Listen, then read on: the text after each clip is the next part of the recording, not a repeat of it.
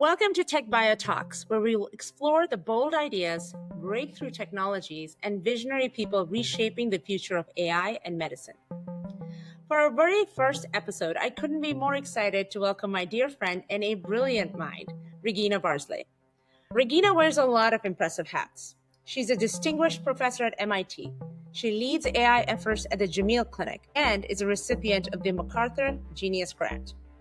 She is also a member of the National Academies of Medicine and Engineering. Basically, if there's a bold idea at the intersection of AI and health, she's not just working on it, she's likely already a few steps ahead. Regina's team has led groundbreaking work in AI for healthcare, from developing Mirai and Sybil, deep learning models for breast and lung cancer early detection that are now being deployed, to Boltz 2, an AI system for molecular modeling and drug discovery that we collaborated on at Recursion.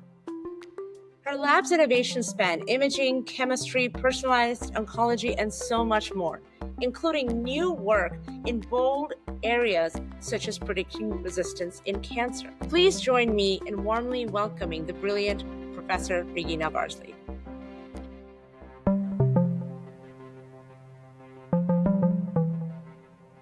Thank you very much, Najat, and it's really fun to see you. So after this very lengthy introduction, we can actually start talking about interesting stuff. Absolutely. I've always mentioned that whenever I think about a problem or an area for us to focus on, I like to bookend everything in terms of the impact it can have on patients. Healthcare touches all of us, and we'll all be patients at some point in our lives. And a quote that always resonates with me is the fact that we generally tend to overestimate the effect of innovation, technology in the short run, and underestimate the effect in the long run. I have personalized it a little bit from the quote from Roy Amara. So Regina, with that first question, I remember the first time we met. When we were both at J&J, you were on the scientific advisory board, and you were a crucial driving force in building the AI team there. Your team, this is back in 2018, 2019, was working on Mirai, AI to ensure we can actually enable early detection in breast cancer. It was such a novel idea.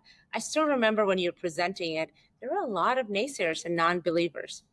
Your team has made so much progress going from idea, and you've said this before, developing the algorithm is not the hardest work, it's deploying and getting adoption. So can you just tell us a little bit about the journey that algorithm has been on?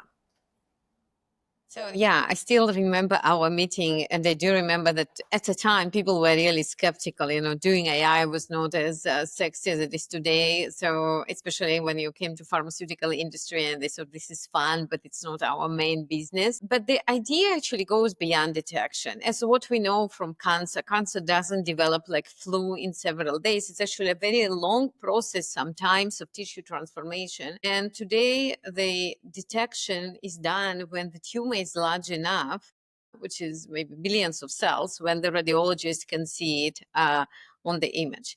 So we definitely see very early stages of development, and it takes a long time until human can see it. And in fact, there are a lot of studies that demonstrate, for instance, for breast cancer, even when the patient is screened every year, if you look at women who diagnosed this year, for one set of them, actually on the image, the cancer was there and radiologists missed it because it was very ambiguous. And of course, if it is not very clear, then they will not biopsy you because they don't want to interfere. So as a result, we shouldn't be relying on our eyes to detect who is at risk and who is likely to develop the disease in the future.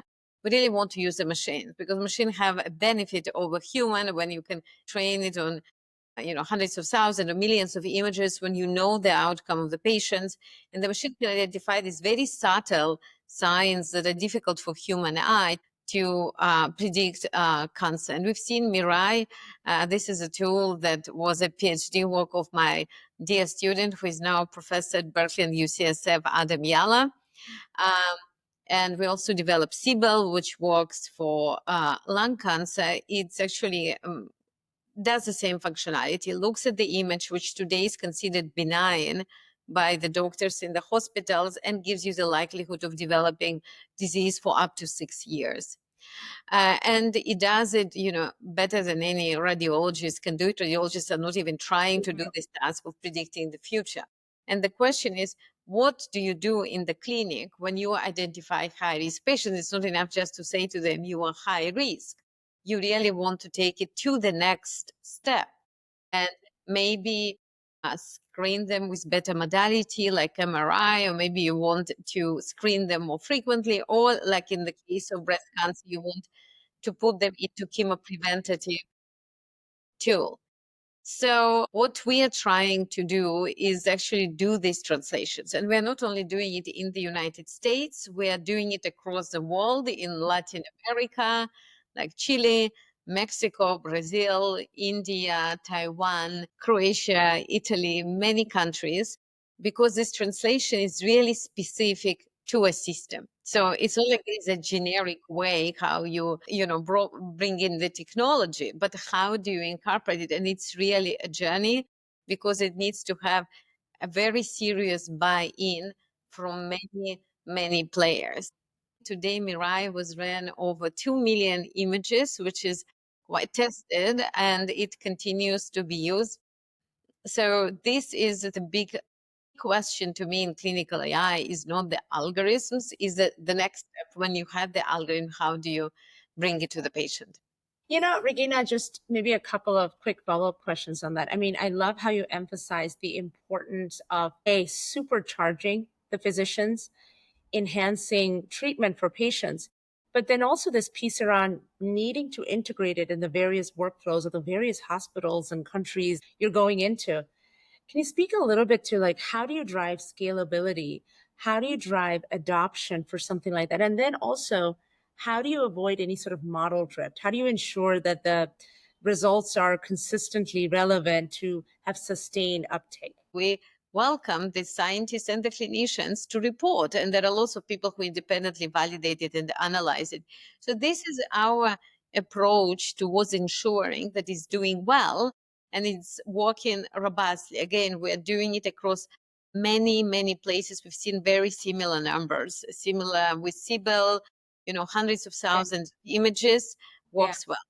Now, towards the second point that you asked about, how do you do the translation? I think a big part of it, it's really to have a buy-in from clinicians who are leading the translation, because it is not enough to say, oh, there is this great tool and use it. Somebody really needs to think, how do you bring it in my current workflow? How do you make it comfortable for clinicians who are using it? How do we approach the regulators? So there is this whole slew of questions that need to be answered. Some of them are already answered by my clinical collaborators. Some of them are still have to be answered. And Najat, you would be very familiar with what I'm going to say next, that NCCN, which is a cancer care organization in the United States that decides across all the cancers, what are the best standard of care. It's not the only one, but it's a very important one. Currently has a single AI tool that I know that you were involved in deployment, which is Artera's tool for deciding, patients that need particular medications for prostate cancer. So this is a question: how come we already, like in the era of AI, and our clinical guidelines do not mention any of these tools, do not use it? So this is another kind of ongoing topic that one should really work hard to change their mind and to show the value of these tools. Thank you, Regina. I mean, it's just for the viewers, the challenge with actually having adoption, building that trust, right? And building trust in a way that's sustained in the treatment guideline pattern. So Artera's example being in NCCN guidelines, and recently they're also starting to get reimbursed, which also increases access for patients. So you see the entire end-to-end loop from, algorithm development, deployment, redeployment, incorporating in guidelines, and then actually getting it in the hands of patients. Yeah, that is one of those proud moments you look back. And I remember the first time when my team started working on that, this is when I was at J&J, so many naysayers. But when you see the translation happen, you say, those extra gray hairs were worth it. All right, we're going to shift gears to another area. There's so many drugs, even, in the market today where we don't understand the mechanism of action. Of course, success rates are low. 10% is not good enough. And you and I, we have one very common gene, which is we're highly impatient, the sense of urgency to change things quickly. When I think about the understanding of biology and chemistry, I close my eyes. It's like a big map, and there's spots that we know, and the rest is dark. And so, when we talk about, let's just say Bolts 2 as an example, like how quickly the team was able to do that, but also it has the potential, I would say, and we need to understand biology too, which is we're going to come to next, but to be able to triage that map, that space much faster, better, earlier, more cheaply, and make it more accessible, which is a common theme in everything you've done. Open sourcing, making things accessible so that people can customize as they see fit to enhance impact for all. Can you speak a little bit to the 40,000 users, really quickly driving adoption and so forth, and doing it in a way that was very efficient from the compute perspective as well? So a bit more on the journey. And it was such an honor, I have to say, to collaborate with your team. Such a fantastic team. So first of all, I want to start by saying thank you. And I remember how we started conversation about Bolts 2. We met in California in a meeting. And I was kind of saying, we have this great idea, but we don't have compute and, we cannot access it. And we also need a discussion and empirical validation. And then Najat and I, this is a value of friendship that you can translate it into collaboration. And you guys were able to jump in and to help both with the compute and with, a lot of engineering work that went into Bolts 2. But I should say that all the credit for Bolts 2 as the instigators of the idea goes to Jeremy Woolwan, Gabriele Corso, and Saro Passaro. And the first two were my PhD students who just graduated, and they went to London to start Bolts to start a company, and I wish them all the best. And Saro Passaro was a collaborator. He came and visited MIT. But we, understood through many, we're going to talk very in biology, and we and many others understand how important it is to understand actually the affinity. This is really key to understanding the biology, understanding what's going on. Just having the pose is not enough. And unfortunately, AlphaFold 3 doesn't have this capacity. And what, everybody who look at the existing tool know that their accuracy is so low, they really are insufficient to do, to use in biological application in predictive capacity.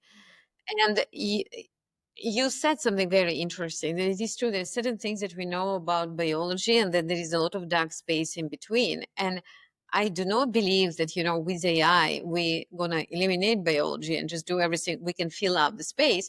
But what AI can really help us with, and the tools like Bolts 2 and others, they can kind of say, okay, even though I don't have like clear biology island here, I can build like bridges and fill out.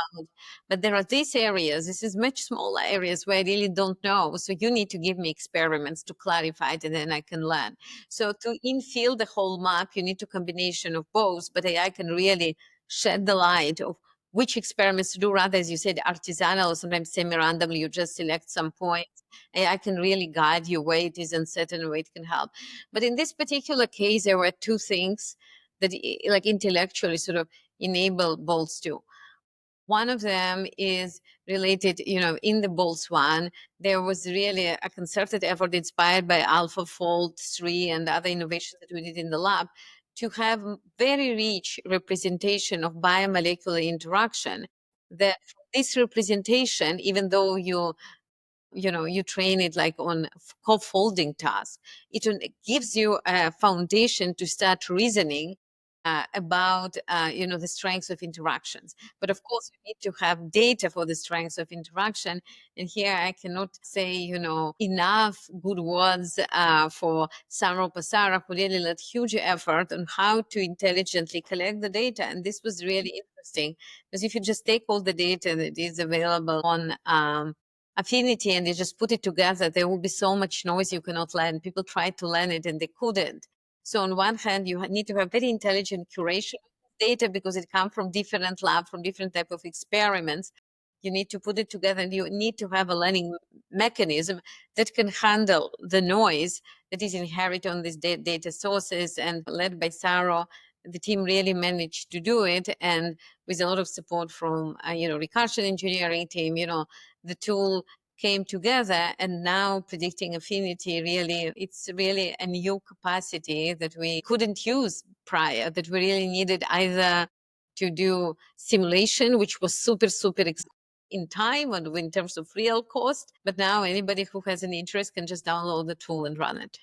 I was talking to somebody the other day. I mean, at Recursion, we're not using it. It's in our integrated platform. We're using it across every single program. And to your point, we can also customize and update because of all of the proprietary data we have as well. We integrate the biology and the chemistry data. I was talking to somebody that, and they mentioned it, and as sort of an analogy for bolts too, which resonated a lot. Before we used to go to the library and figure out the right book, and within that, the right research and so forth. And now, we can just go online and figure out what we need to. So the ability to triage early not only reduces time and cost, which is you're spot on, and the accuracy of it, right? FEP level, predictions, which people would generally do much, much later because it was expensive, but it also makes you more unbiased. This is the whole piece of not being artisanal, right? We all have experiences, but it allows you to have a broader scope to search. And you might find things you don't expect. And that is the beauty of innovation. That's the beauty of research at the end of the day. So I just wanted to say, it's such a pleasure to collaborate on this, but just every time I see something pop up on my LinkedIn that somebody's using it in a slightly different way, just brings a smile. This is how we lift all boats. So a huge thank you, Regina, on the collaboration there. And it was truly remarkable to see where people really have vision, how you can undergo through all the different barriers that were there. And, scouting for computation is one of them, but there were, of course, many others. How far you can push when you have desire. And as, you know, as you already said, Najat, the fact that people in all labs around the world, and both in companies and in the universities, can just take it and, fine tune them on the internal data, study it. And, in some places people say, yeah, this is amazing. It brought me to this new result that I could not have done. And somebody says, on this type of molecules, it doesn't work, which is great. Which is also learning. Where the areas that we need to be improving, and maybe somebody now picks up that area and thinks how to do it better. And yet the last point that I want to say, that there were contributors on, in the broader community beyond Recursion, beyond MIT, that contributed various aspects. And I think this is really a value that community steps up to create the tools that we all can benefit from. I totally agree. And you said something about like having a vision. I mean, we have done so many things together, and also just being able to take that vision and create impact. The vision of this wet dry lab, which is so you talked about through the journey in terms of really being able to do that experimental, to build those bridges, to build, and then having models that are more and more predictable. The models then, predict and recommend what experiments you should do. That's really where the vision at Recursion is the same, not just the vision, actually what's happening in practice. And I think that is that balanced approach of tech and bio, tech and chemistry, tech and science, tech and medicine coming together. And I think respect for both disciplines. And people always ask me, Najat, who's going to win? I'm like, who can figure out that culture, that vision, and then actually driving to impact? That's going to be the leader in the space. So more to come. Okay. In the last segment, now I want to go to what's next, Regina. What is that? We've talked a little bit about chemistry and areas that are being figured out. Some of these models are getting commoditized. What is that next frontier as you think about an area to work on? Maybe a sneak peek as to where you're already probably working on, looking under the hood of Regina's lab.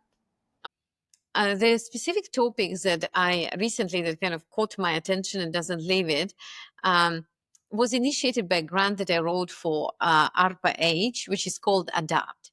And I was most excited based on the vision of this program, which aimed to help metastatic patients.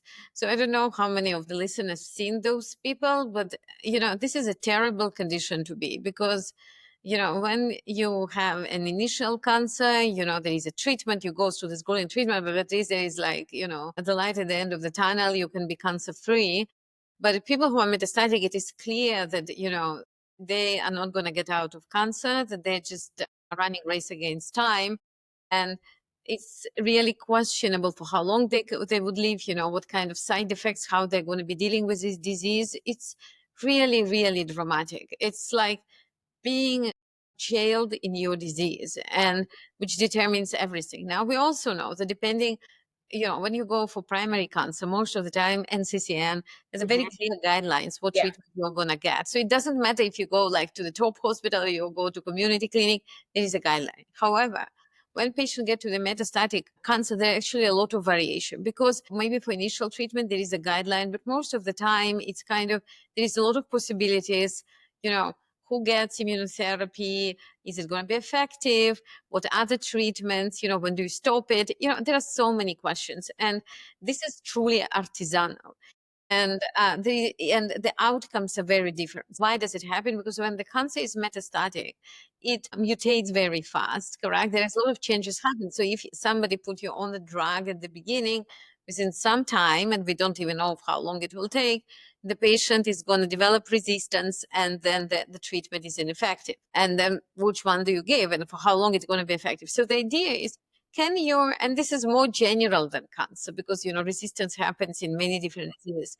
Can you predict, when you put the patient in the first treatment, what kind of resistance the patient is going to develop on the treatment, when they're going to develop this resistance, and select the best possible cure so that the patient stays for the longest time with minimal side effects? And then what will be the second line and the third line, so that you kind of control this condition for longest possible time.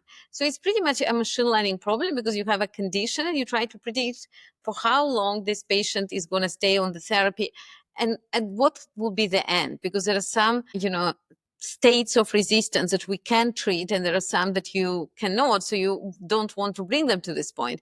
So this is a place where you need to bring both chemistry, because you need to understand what the drug is doing, and also the biology to make this type of prediction and to understand the mechanisms. So this is like the most exciting part of this project, talking about translation, our favorite topic, that actually there are ongoing clinical trials in MD Anderson City of Hope, and I think it's UNC, where they recruit patients to participate in these trials, where the selection of the second line treatment will be done through this machine learning algorithm, which of course would be tested and validated. It's exciting that we can really make a difference in somebody's life, and also understand something about resistance and biology of cancers that today we have very limited understanding using conventional techniques. Regina, you're working on the most fundamental issue, like in bolster binding affinity prediction. So fundamental. And I would say in chemistry, like if you look at second line, third line, right?